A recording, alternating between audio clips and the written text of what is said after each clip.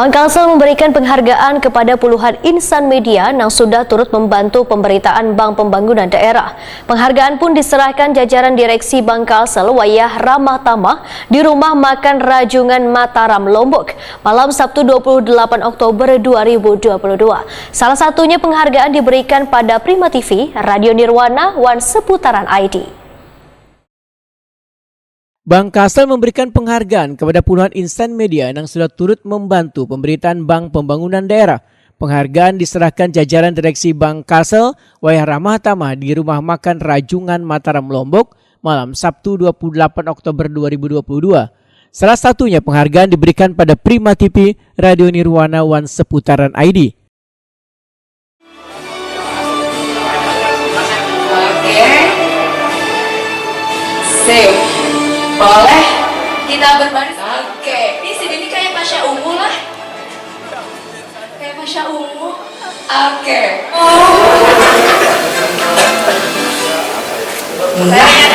Sip. Berikut. Direktur Utama Bank Kalsel Hana Wijaya menyatakan penghargaan ini diberikan sebagai bentuk apresiasi terhadap insan media baik cetak, televisi, radio maupun online yang selama ini telah membantu dalam memberitakan terkait Bank Kalsel. Hana Wijaya berharap silaturahmi ini akan terus terjalin serta sinergitas antara Bank Kalsel dengan hubungan insan media semakin baik lagi ke depannya. Selain itu, Hana Wijaya berharap pula izin KIRES Bank Kalsel ini secepatnya bisa keluar karena kada hanya membantu meningkatkan pariwisata di Banua, namun mempermudah dalam segi pembayaran apapun.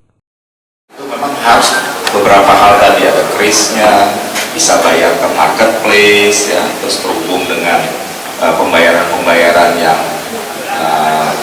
terkait dengan pajak-pajak daerah dan seterusnya. Itu adalah salah satu mimpi kami yang mudah-mudahan terwujud secara perlahan sejak 2022 ini sampai 2023 nanti ke depan.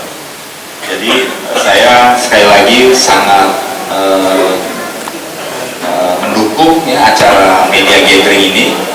Kalau suara ternyata padam sudah diputuskan, nanti kita bikin itu aja, serah terima Pak Sudadi.